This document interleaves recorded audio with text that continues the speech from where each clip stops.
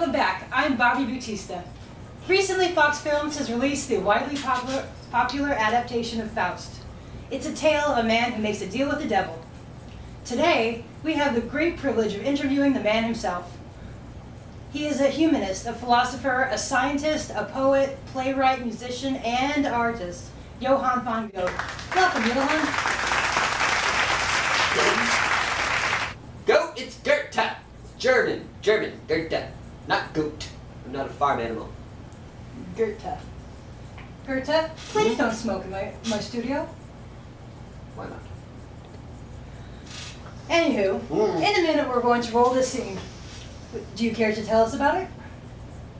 Yes. What is the plot to this scene? Oh, you wanted me to explain? Yes, please do. Basically, what's your name? Bobby? Bobby. Basically, a young man who seems to be a young man, but is not actually a young man, is attempting to work his way into a young lady's boudoir, which is a French word for bedroom. Really? Yeah. Who is this young man? Tell me about him. Well, he's not actually young, as I was saying, if you'll recall. It wasn't very long ago.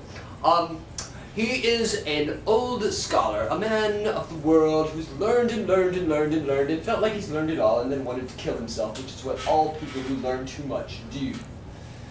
Along comes a poodle from hell, a devil poodle, a poodle who is the devil, and offers him an opportunity to experience true bliss in exchange for his soul. A devil poodle. Poodle from hell, an evil poodle. Who is this girl, Margaret or Gretchen? Well, Margaret and Gretchen are the same most of the time. I like to confuse my reader as much as possible because that makes me seem smarter. Well, you're certainly confusing me. Oh, well. In a moment, we're going to play the scene. Do you care to set up the clip? Sure. Faust has already signed the deal with the poodle devil dog thing.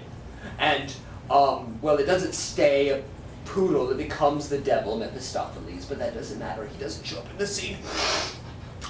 And then what happens? And pay careful attention to this. They walk into the garden together, you two, and you at home. They walk into the garden where he will try to prove to Gretchen that he is religious, mainly because he wants to get into her elegant little panties. Correct me if I'm wrong, but at this point in the story, haven't they already, consummated their relationship? Maybe. Maybe he's already plowed this particular patch of soil, and perhaps it's going to be something new. I don't let the reader know that either. Or either, if you're British. Whatever you say. Thank you. Let's roll the clip. Very true. Yes, go ahead. Play my beautiful scene. Oh, by the way, something people frequently misunderstand is that when he's talking about religion, he's not really talking about religion. See if you can catch it. Go ahead, play it.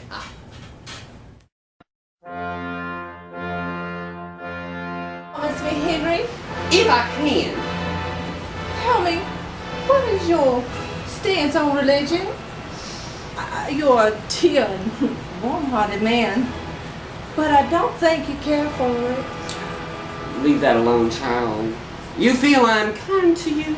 For love I'd give my blood and my life to. I'll rob no man of his church and his faith. But that is not enough. We must have faith. You must wait. Oh, if my words could only have some effect on you. You have no respect for the sacraments. I respect them, But you lack desire. When was the last time you went to Mass or confession? Do you believe in God? My darling, who dare say I believe in God? Choose priest to ask, or sage. The answer would seem a joke, would it not, played on whoever asks. So you don't believe? Sweetest being, don't misunderstand me. Who dares name the nameless? Or who dares to confess I believe in him, yet who in feeling, self-revealing, says I don't believe? The all-clasping, all-upholding. Does it not clasp, uphold you, me itself? Don't the heavens arch above us? Don't the earth lie here at our feet? And don't eternal stars rising look down on us in friendship? Are not my eyes reflected here in yours? And don't all things press on your head and your heart and weave an eternal mystery, visibly invisible, all around you? Fill your heart from it. It is so vast. And when you are blessed by the deepest feelings, call it then what you wish. Joy, heart, love, God. I have no name for it. Feeling is all. Names are sound and smoke, veiling heaven's bright glow. That's all well and good, I know. The priest says it pretty much the same as you, though he says it differently. It's what all hearts say. Everywhere. Under the heavenly day. Even in its own speech. And why not I and mine? Listening to you, it sounds almost fine, but something's just different. You don't have a proper Christian faith.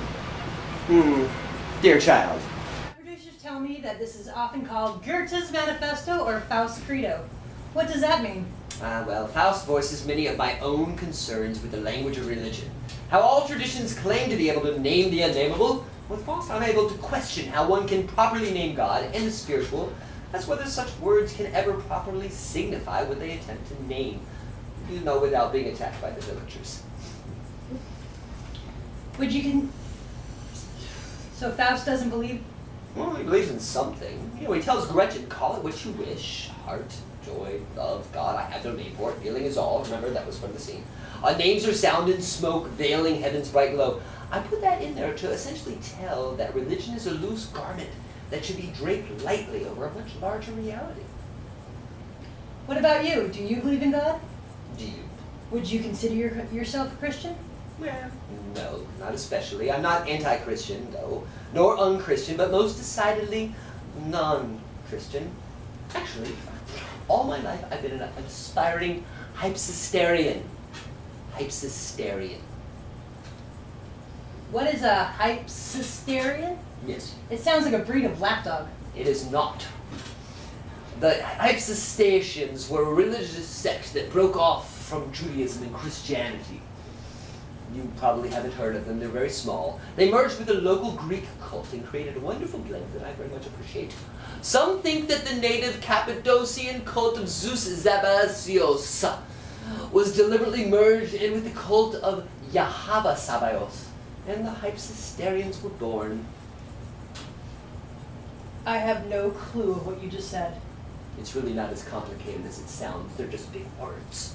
Basically, they were a little fringe group in the Bosphorus region, right around Turkey, the Bosphorus region, a collection of monotheistic believers who aimed to, and I quote, treasure, admire, and honor the best, the most perfect that might come to their knowledge, and inasmuch as they might have a close connection to the Godhead, pay it reverence. Of course, I'm sure that makes perfect sense to you.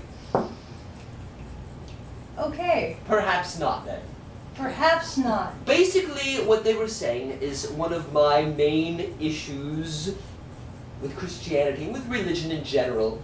It's the question of signifier versus signified. Now, in the garden scene where he's going, you believe in God, right? Right. The God is the signifier, right? Right. Okay, but what does it signify? Now, earlier today you were telling me that you enjoy Starbucks coffee. Yes. Yes, Starbucks coffee, that word would be the signifier. What does it signify? Does it signify all coffee everywhere? Does it signify espresso only? Does it signify freeze-dried coffee, Maxwell House coffee, 7-Eleven coffee? Or does it only signify that one beverage? So when you say you love Starbucks, do you mean all coffee or one particular beverage? For the most part, all coffee. I All- don't know about 7-Eleven, but most part. Okay, so with the exception of the gas station, you enjoy all the beverages. Yes, Signifier, signified, fairly easy, right? that is. My point is, what if the signified is infinite? There can be no word that can signify something that's infinite. That was the point with the whole garden scene. It is indeed rather deep, and Americans don't seem to be fond of deep things. But it is still a great scene because remember, they're trying to sleep together, and that makes it all better. Okay, well, we're out of time now. Johann von Goethe?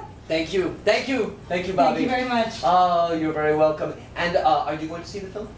Yes, I am. I will look forward to seeing you there. I will see you there In the garden then. in the garden.